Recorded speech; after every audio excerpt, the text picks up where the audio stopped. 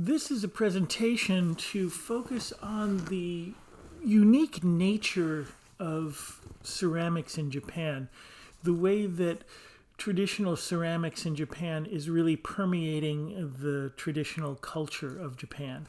And so I thought I'd have this presentation for you that shows not only how ceramics fits in two main areas, art forms in Japan, the tea ceremony and flower arranging, or Ikebana.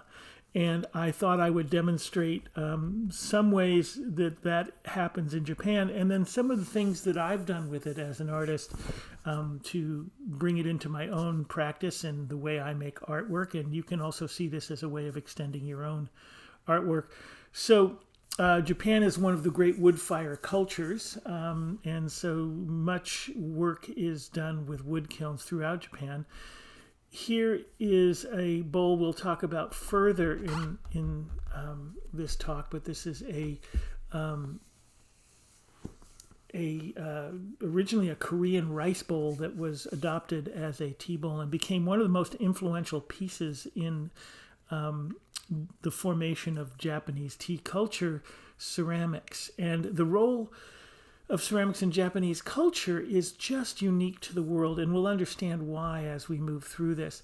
I want to start talking about a remarkable experience that helped me kind of bring all these thoughts together. I was honored to be part of an exhibition in Germany, in Potsdam, Germany. I'm here, and here is Sabina Turpinen, and Sabina and I put on a exhibition of Japanese ceramic ware for tea ceremony and for Ikebana at the Fluxus Plus Museum in Potsdam. And here is the great artist Markus Bohm, and we are standing in the yard in front of his studio in the very northeast corner of Germany. And he hosted a workshop that was led by three artists, myself representing ceramics and demonstrating ceramics for tea and ceramics for flowers, and then standing next to me is our tea master from Germany. He is a Urasanke tea master, and here he is with the tea house we built for our exhibition at the Fluxus Plus Museum. It was built by an architect that was working with us. So I demonstrated during this workshop, which was 3 days. The first day was myself demonstrating ceramics for tea ceremony. Then the next day was ceramics for flowers. And we were led in flower arranging principles by the remarkable Ikebana artist, Nicholas Peters. And what's interesting about Nicholas, I mean, there's so many interesting things. He's one of the most highly acclaimed Ikebana artists in Europe, and he literally was born on the floor of a florist shop. So it literally is in his family and in his blood. Here is an arrangement he made for our exhibition at the Potsdam Museum. This is a flower vase of mine with a flower arrangement by Nicholas Peters. Here's another of my pots arranged by Nicholas Peters. So I demonstrated ceramics. This is my daughter, age maybe 5. And so ceramics was my task. And then the Urasanke tea master, Herr Ulrich, demonstrated tea ceremony and had lectures and brought examples from his collection to talk, particularly focusing on what kinds of ceramics, what kinds of things does a tea master look for in the pottery that he chooses to use in tea ceremony. It was a fantastic day. And Nicholas Peters did the same thing for us related to Ikebana. So it was a dream come true, this workshop, where we could really focus on the ceramic role in Ikebana and tea ceremony and have a representative from each of the arts presenting and demonstrating. So let's look into the tea ceremony a little further. We've seen a lot of information about it, but it's always good to revisit and to find different ideas. So one of the ideas that fascinates me is that the tea ceremony is not one thing. It is many, many different manifestations in Japan. You might imagine a young Japanese person with no knowledge of America or American culture thinking that they were interested in Christianity and coming to America. So if they came to America to find true Christianity, if they ended up in Waco, they would get one answer. If they ended up in the South, they would get another. If they ended up in Salt Lake City, Utah, they would get another answer. And it would go like that. There's so many different ways that Christianity is practiced in America that it would be difficult to pinpoint just one approach. So the tea ceremony is combined with Zen Buddhism in the early 1500s, and it becomes another form of achieving enlightenment through meditative practice. So the Zen Buddhist practice, religion, philosophy involved meditation to achieve a higher state of awareness or enlightenment, and tea became one of the paths that you could take to that enlightenment through meditating by making tea. It started out with a very high status gathering where a host displays culture and art, and that form of tea is still in existence. So there's a Zen tea, there's also a kind of tea that's practiced in the highest kind of echelons of society, where they're displaying their taste and the beautiful collection of art that they have. Tea has also become a kind of finishing school for Japanese girls to learn how to be graceful and considerate and kind. There's also a kind of gathering that is spiritual in its quality, but is less specific. So there are all kinds of manifestations of tea. And I might add to this my own, which I call boxer tea. And boxer tea is what gives me permission to serve tea in a ceremonial fashion. I say that I perform the tea ceremony like a boxer dances ballet. All these forms of tea ceremony are highly ritualized, all focus on art and philosophy and beauty in the present moment. So they all have these unifying qualities, but they are practiced for many, many different reasons. Now, I want to talk about some specific instances of tea. This is a wonderful tea practitioner from Japan who I met, ironically, in China. And here she is in her tea house, and on the floor in front of these wonderful tea practitioners here is a tea bowl that I made and that I gave her in China. And you'll see why as we go through here. Here is a tea ceremony. We ended up serving tea for about 200 Chinese students who were taking our wood fire workshop. And by our, I mean there's Masakazu Kusakabe in the blue clothes sitting next to the tea master, and then myself up on a stool there. And we served tea as a way of demonstrating Japanese tea during our workshops in Jingdezhen, China.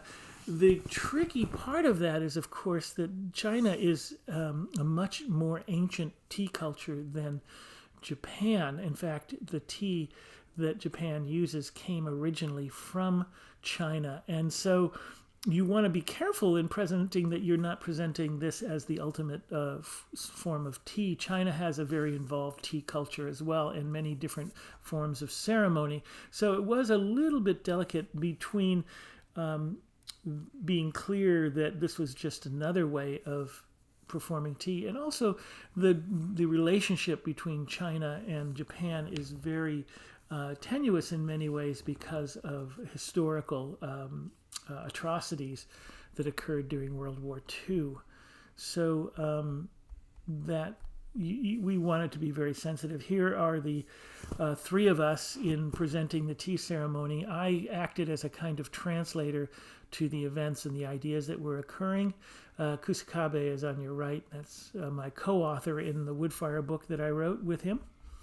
And our wonderful tea master. Now, Kusakabe and I were planning to put on this tea ceremony, and literally 2 days before the tea ceremony was scheduled, this woman walks into the workshop, and we meet her, and she's delightful, and we start talking, and it turns out she's been a tea master for 20 years.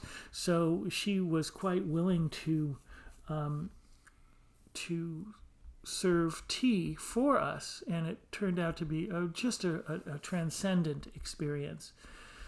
And this, the other reason that I gave her one of my tea bowls from the exhibition that we had there in Jingdezhen was that her home was in Fukushima, and she lost her home and her parents in the tsunami, and she lost all of her all the materials she had for tea, all her ceramics, everything was just washed out to sea.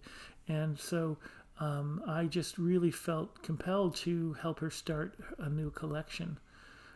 Here's another tea ceremony performed at the Trax Gallery when Kusakabe and I had an exhibition at the Trax Gallery in Berkeley. And that was about 100 people for tea.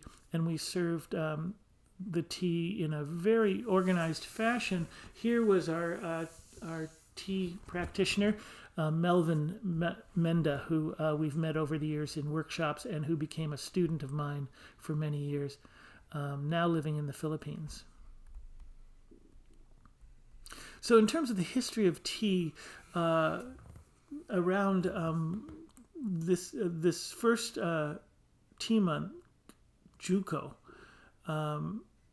was the first monk who sought tea as he saw tea as a way to meditate. And the story that's told, whether it's a little bit too neat and perhaps it's very mythical, but the story was told that he was falling asleep in meditation, and his master was very upset with him and said, basically his sensei said, you must figure out how to not fall asleep. So he went to a doctor, and the doctor prescribed tea. So tea, being a green powder at that time, was served as matcha, this powdered green tea that needs a vigorous whisking in boiled water. He began to prepare his tea before meditation, before he went to the zazen went to practice zazen, and he in mixing tea began to realize that, well, the sound of the boiling water is much like a burbling river, and the movements that he made could be very thoughtful and focused and concentrated, and that there was a way of contemplating beauty as you serve the tea, and that he could actually meditate through tea rather than have tea before meditation. The next monk who followed him was Jo. And Jo was the first one to introduce principles of Wabi and Sabi into the tea ceremony. And so he was studying with Juko. He was an apprentice to Juko, and then he became the next tea monk of note, and he brought Wabi into it. And then there was a bit of an explosion of artistic insight and in tea. And this was Senyo Rikyu, and Senyo Rikyu brought to tea a deep appreciation of Wabi aesthetics, which we'll talk about more in a moment. But so he was really the one that infused every aspect of tea, from the ceramics to the architecture to gardening to bamboo, calligraphy, painting, and cuisine. And these became the most profound and supported arts of the traditional Japanese culture. And here's a drawing of Senyo Rikyu. So, and what we're kind of interested in this period of time when Zen Buddhism inspired this renaissance in art, in the creation of Chanoyu, this path of tea. And it's in the 1500s with Senyo Rikyu that it really takes off. And if we take a moment and compare what was going on worldwide, the tea ceremony is the Japanese Renaissance. It's actually occurring at the exact same time. If you look at Leonardo da Vinci living from 1452 to 1519, his active period probably being around 1470 to 1519. And then Michelangelo, look at his dates. He lived from 1475 to 1564. So you have this idea of around when Michelangelo, he was active as a teen. He became active as a sculptor and a painter. So that's quite a bit of time that he was basically in the late 1400s through the middle 1500s. Michelangelo and all the other activities of the Renaissance were going on. Meanwhile, in Japan at the exact same time, Junko was active from 1450, and Rikyu, he died in 1591. So you can see this fully developed wabi-cha had occurred, and thanks to its patronage by the shogun at the time, Hideyoshi, it was spread throughout Japan. So this became Japan's Renaissance. And in the Western Renaissance, they emphasized painting, architecture, and sculpture. In Japan, the Renaissance was an emphasis because of the tea ceremony, ceramics, architecture, gardening, bamboo, calligraphy, painting, cuisine. So these became the highest arts of Japan, just as painting, architecture, and sculpture tend to be the first considered art forms of the Western world. So let's find out more about Wabi and Sabi. So here is something I wrote in the book, Japanese Wood-Fired Ceramics. This is a beauty that is felt around the world, but labeled in Japan, Wabi. And Wabi and Sabi are the tip of the iceberg words. They're words that have tremendous meaning. Meaning seems always to expand, remaining elusively out of reach of full comprehension. It's requiring a devotional study for full understanding. The Wabi and Sabi are principles that are both aesthetic and spiritual. They cannot be understood only intellectually. They must be experienced. These two simple words still give birth to books to this day. Hundreds of pages are dedicated to what is an aesthetic, a philosophy, and a spiritual practice. And it's actually hundreds of volumes rather than just pages. Horst Hamich, in his remarkable Zen and the Art of Tea Ceremony, portrays Wabi-Sabi, and he says, not only does this aesthetic ideal, Sabi, embrace a mere simple beauty, but it has to be a beauty containing within itself the Wabi feeling, a dark, subdued, yet pregnant beauty, the beauty of maturity. Sabi is characterized by the absence of obvious beauty, by the beauty of the colorless as opposed to the resplendent, by the beauty of the perishable as against the exuberantly active, by the beauty of declining yet wise old age as against the beauty of an energetic yet immature youthfulness. The concept of Sabi then carries not only the meaning of aged in the sense of ripe with experience and insight, as well as infused with the patina which lends old things their beauty, but also that of tranquility, aloneness, and deep solitude.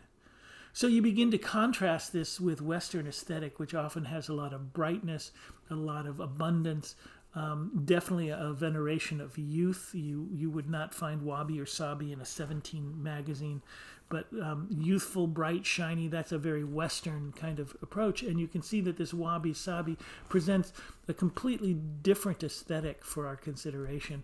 And here's one of the most exciting examples. This tea bowl has inspired thousands of potters through the years, and it was in the 1500s. It was made as a rice bowl in Korea, and these rice bowls were made literally. One potter might make 1,000 a day, and these bowls were sold for pennies. And this one came into the possession of Senyo Rikyu, and he gave it he gave it a name and an honored position in tea. And it became a model for much of the ceramics coming out of the south of Japan. Wabi is often described as the expression of these principles in action, a way of life or a spiritual path. Sabi is descriptive, referring to the presence of those qualities in objects. Hamich cites the writings of Sen Soten in a text called Zencha Roku to illuminate the active aspect of wabi. Once a person knows wabi, no greed arises, no flouting of prohibitions, no unruliness, no negligence, no waywardness, no foolishness. From now on, greed is transformed into charity, the flouting of prohibitions into strict observance, unruliness into forbearance, negligence into serious endeavor, waywardness into inner contemplation, and foolishness into wisdom. So this is an explanation of how wabi is more of a verb, an action, and sabi more of an object-based term. Here's a tea house which exemplifies these principles of wabi and sabi.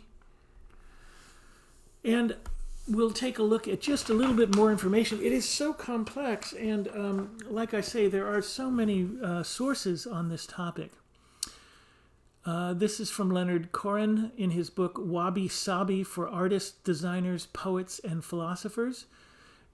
And he illuminates the overall aesthetic experience, concluding, the simplicity of Wabi Sabi is probably best described as a state of grace arrived at by a sober, modest, heartfelt intelligence. The main strategy of this intelligence is economy of means. Pare down to the essence, but don't remove the poetry. Keep things clean and unencumbered, but don't sterilize. Things wabi-sabi are emotionally warm, never cold. Usually this implies a limited palette of materials. It also means keeping conspicuous features to a minimum. But it doesn't mean removing the invisible connective tissue that somehow binds the elements into a meaningful whole. It doesn't mean in any way diminishing something's interestingness, the quality that compels us to look at that something over and over and over again. For these 3 citations alone, you can begin to understand the depth and complexity, the concepts of Wabi and Sabi. While intellectually intricate and profound, Wabi and Sabi are not obscure. They are common to modern art theory and practice. It is not the beauty that you find by reading lengthy explanations in contemporary art museums like this one. Wabi and Sabi are immediately accessible, and you have experienced them many times. When your heart warms to the beauty expressed in the first few wildflowers of the season springing up in the field of green grass, or the subtle patterns of moss growing by the side of a small water flow, you are feeling the beauty of wabi-sabi. Full addiction to wabi and sabi is easily diagnosed when the sufferer is drawn to cast off pieces of rusted metal and wood ravaged by wind and rain. It is uncomplicated matter to experience an appreciation of wabi and sabi just by contemplating a piece of wood-fired ceramic art.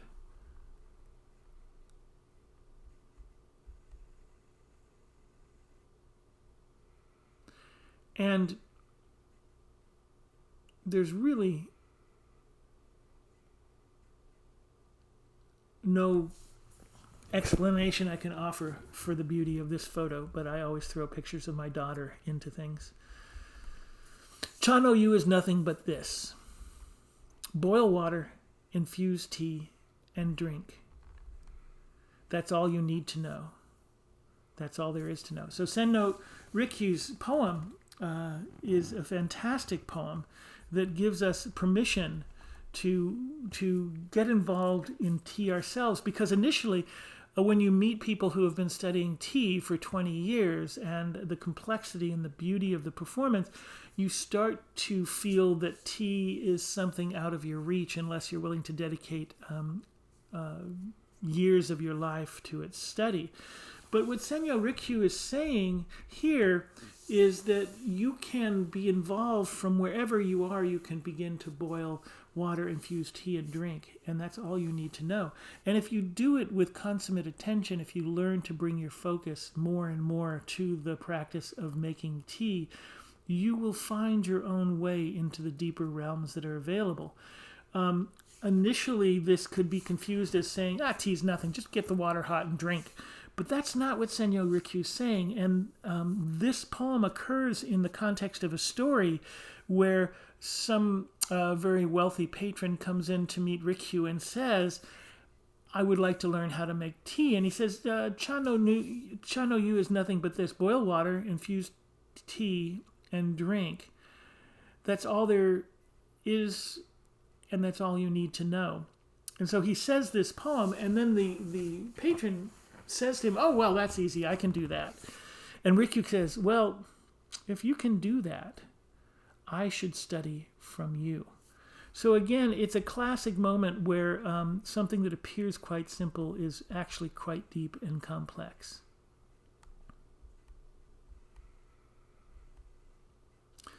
So we're going to talk about Raku, because Raku, the practice of Raku, developed from the tea ceremony. There was a lot of low-fire ceramics being practiced around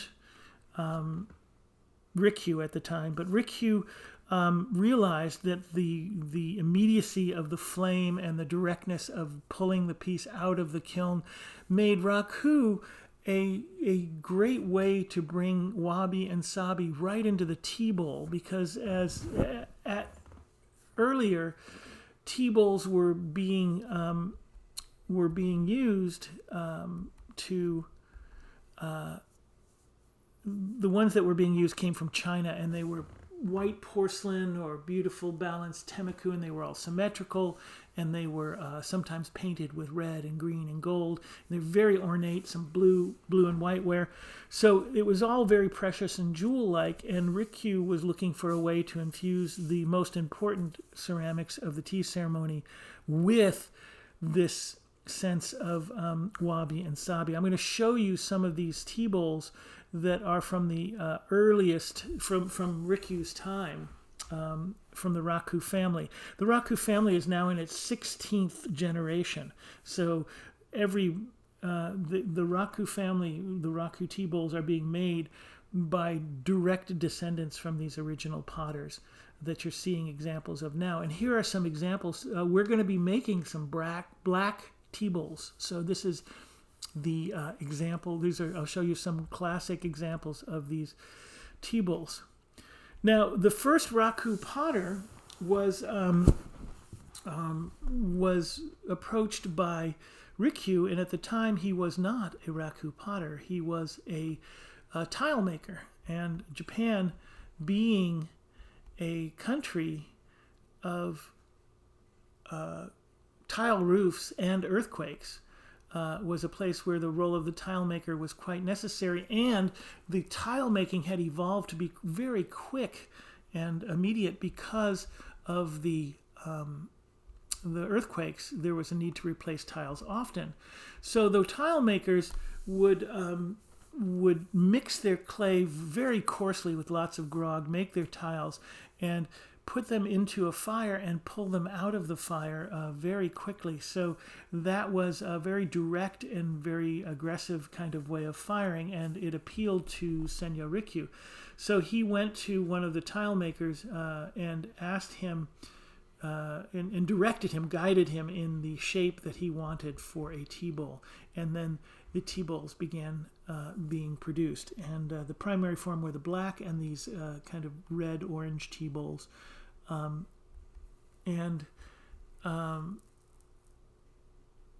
Every piece I'm showing you here is a national treasure of Japan. So when we're looking at tea bowls, this is an important concept to kind of focus on. We're making tea bowls, so what do we need to know about them? The heart of the bowl is the heart of the Japanese tea ceremony, and it invites us to wake to the world. So that's what the tea ceremony does, and the tea bowl is what you see first upon waking. And so my brother wrote this in an essay. The tea bowl has become a sort of artistic holy grail. Over time, the tea bowl's central position in the tea ceremony has made it the nexus of functional, aesthetic, and spiritual demands. Prized older works are breathtaking examples of the finest that Japanese ceramic art has to offer, at once noble and serene. If you can make a good tea bowl, you can make anything, is almost an adage in Japanese ceramic world. To bring together the lip, the inner surface, the outer profile, and the concluding foot with the right mixture of clay, glaze, and fire to produce the elusive balance of unity and grace is not a feat to be taken lightly. To bring them together with a touch of spirituality is magic. The successful bowl will have an inexplicable serenity to its stance, as if it knows what it is about. And here are some more examples from different generations of the Raku family.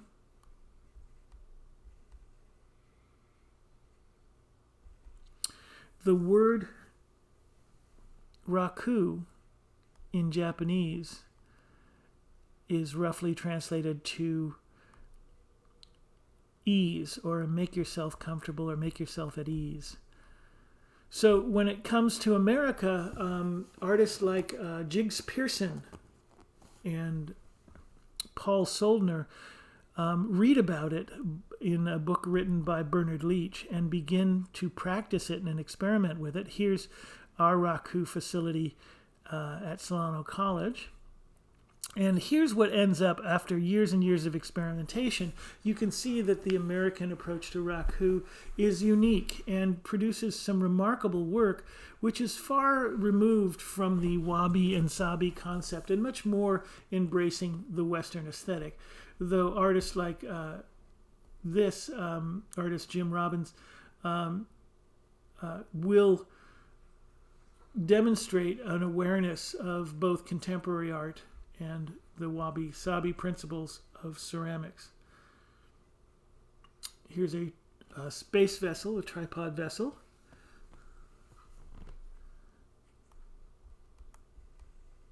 You can see this copper flash slip surface is very popular and sometimes referred to as California flash. And then an artist named Wayne Higby began to experiment with these remarkable pieces where he created landscapes, often canyons across these bowls.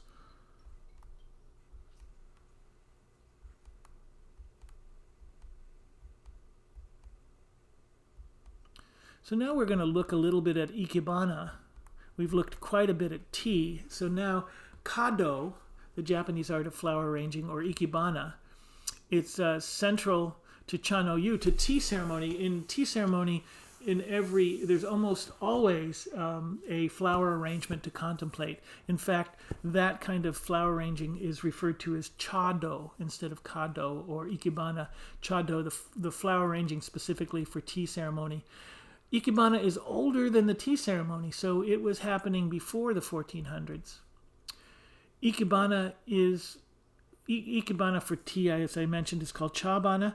Zen is taught by way of koans, or puzzling stories, and Rikyu is at the heart of one that is central to both Chanoyu and Ikebana. And you can look up these stories if you're interested. And there's a story about Rikyu's morning glory that you can see in the film Rikyu. I'm going to show you a different segment of the film Rikyu. After this presentation, you'll find it on the same page. Here's an example of a chabana in a tea house in the alcove, which is called a tokonoma. And it's usually quite simple and quite beautiful. And I'll show you some examples of some ikebana done by the artist Hedi Desuyo, and in my artwork. So this is my flower vase, and these are my paintings and tea bowls here. And here are some of Hedi's compositions in my ikebana vases.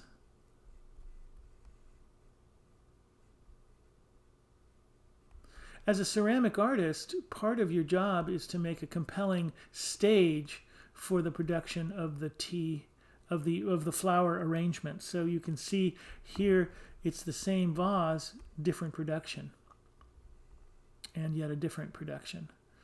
So one vase becomes over and over again useful as a way of presenting a stage for performance. Do, the Japanese concept of do, means the way. And so you've heard it in many words. You've heard judo is an example of that. Aikido, these martial arts, are also ways. They're it's a Japanese principle that you are. So this explains it very clearly. A do is an art that allows us to understand the ultimate nature of the whole of life by closely examining ourselves through a singular activity of life to arrive at the universal through the study of the particular. And this is written, this is a quote from H.E. Davey, Living the Japanese Arts and Ways, 45 Paths to Meditation and Beauty.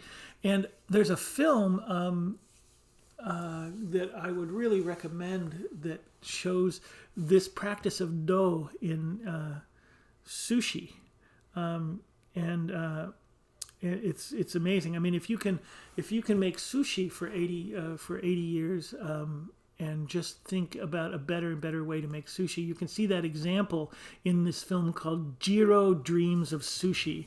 It's a really wonderful documentary that really explains the concept of do. And here's Hedi Tsuyo arranging in one of my hanging flower vases.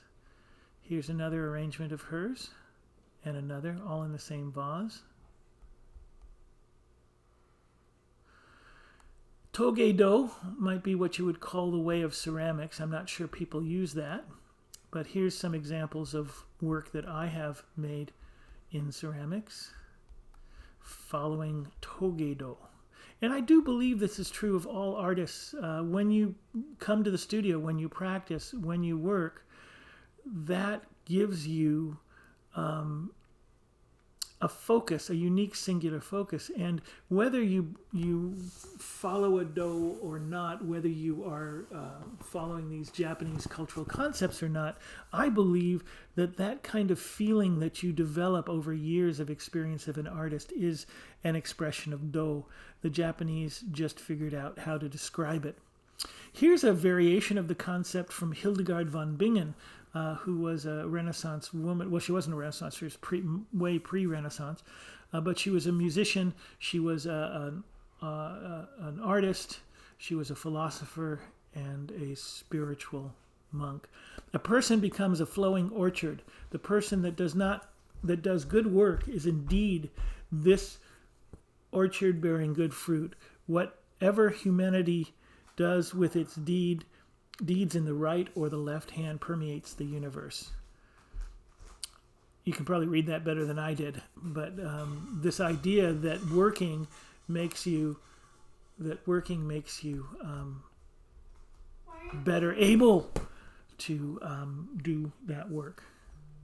That working brings you to a state of understanding yourself.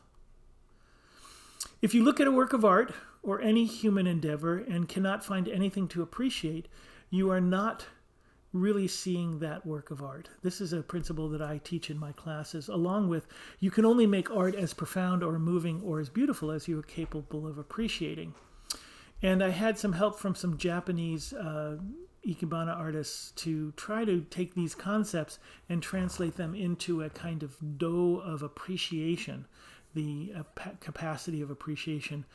Kansho no tanoshimi do is what they came up with, which translates out into the way of joyful appreciation. So I think it's important to suggest that your capacity to appreciate is also a lifetime practice, and you can focus on it, develop it, improve it, and feel profoundly moved as a way of life. So we're going to wrap this rather long presentation up with looking at some final images. Here's there's a few more things to cover. Here's the Raku ceramics of Kichizaemon, who is the 15th Raku family artist. And the reason I want to show his work is because it is Raku artwork, and the story of Kichizaemon is really intriguing. He rebelled a bit from his family. He is a living artist now. And when he was a young man, he decided he wanted to be a painter. So he went to art school and he learned about contemporary painting.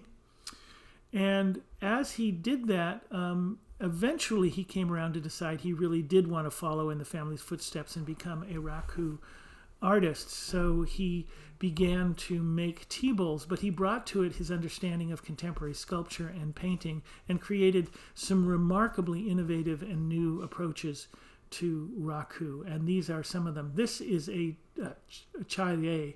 A chayure is a tea jar. Here are some more chayure. With his sculptural approach and with his approach to decoration. His painterliness. They're just lovely, lovely pieces. So as we look at taking the idea of tea bowls and tea ceremony and bringing it into your own artwork, here is a presentation I did. This was an exhibition I did at the Kartoffelhus Gallery, which is part of the International Ceramic Research Center in Skælskør, Denmark. And this first part, it was an ongoing installation changing through the month that it was on display. And this first manifestation was 16 bowls, all wood-fired, and they were presented on their glaze. In other words, everything about them, they were wood-fired and their surfaces are the result of wood. And so I stacked up these piers of wood. They're just loose stacked with a tea bowl sitting on top. And then I did a performance art piece that was really quite remarkable. I filled the bowls halfway with rubbing alcohol and lit them on fire. There were about 30 people in this performance observing. And what happens is over time, given over a 20-minute span, the fire started burning out. And then one by one, the light disappeared from each of the bowls and went out. And the room was only illuminated by the burning fire. So as they began, the last few just flickering and went from dark to a little bit of light to dark, and then the room was pitch black. Now there's 30 people, because there was no windows, no doors in the gallery. There are 30 people in the room. They're pressed to the walls, realizing that they're in a room with 16 piers of loosely stacked wood with fragile tea bowls sitting on top. And I managed to get to a door and open it for them so the light would come in and they could move through. Then I started, while that was going on, I made 100 Oribe style tea bowls and began to experiment with ways of presenting 100 tea bowls in a room. So this is, I had dipped some bricks in kaolin slip, and then I started building structures with bricks. And this was a second performance where people were invited to come into the space that was lit with tea candles, and they were able to move around the exhibition. And this was a select group of about 15 people, and they were each invited to select a tea bowl. And they would select a tea bowl, and in place they would write the name on the floor next to that spot of someone they deeply admired, found that had been very important in their lives. Another thing that I've talked about at the beginning of this presentation was the exhibition that I did with Sabina Turpinen called Fluxus in a Bowl of Tea. And the principle of that was that when you compare the philosophies of the Fluxus artists who came from America, Japan, and Germany in the 1950s, and the principles of the tea masters of the 1600s, they were very much similar. And so I was able to convince the director of the Fluxus Plus Museum in Potsdam, Germany, that it would make a really great show to explore this similarity. And so the show of Fluxus in a Bowl of Tea was born with my work and that of Sabina Turpinen. And I'll show you some images. Here are some flower vases and some teaware. And it's going to be loud. Do not yell at me. Do not do this now. Here is the exhibition. You can see these panels comparing the work of, say, Yoko Ono in her Fluxus period to the tea masters. Here's the tea house that was built by our architect who designed the exhibition for us. And there's one of my paintings hanging in the tokonomi with a flower vase. And all of the teaware was made by myself and Sabina Turpinen. Here's the entrance into the museum space. the opening. People mulling around. You can see in the background in the tea house there's an shakuhachi musician playing. And the basic concepts were comparing the ideas of tea of Senyo Rikyu with artists like Joseph Beuys, Yoko Ono, Wolf Vastel. Here you can see a Wolf Vastel sculpture called Traffic Jam, where he actually cast a very popular car in concrete. And what I wrote about that was that when you look at the stillness, that he's kind of enforcing a kind of calm, still kind of contemplation of the moment, that's very similar to what a tea ceremony is trying to do and what a tea bowl is trying to do. Yoko Ono did a piece called The Cut Piece, where she invited anybody from the audience to come up and cut something off her body, cut any bit of clothing off her body. And she just kneeled silently on stage with 100 people in the audience next to a pair of scissors. And people came up and cut the clothes off her body. And my point in referencing this was that nobody who came up on that stage was, everybody that came up was completely aware of where they were, what they were doing, and was highly alive. And that's very much the goal of a tea ceremony. So the contemporary art movement Fluxus, the 16th century Zen-inspired tea ritual of Chanoyu, and even the older practice of Kado or Ikebana seek the elevation of the human spirit through art. And that's the central unifying factor. So the Ikebana in this presentation was by Hedi Dasuyo.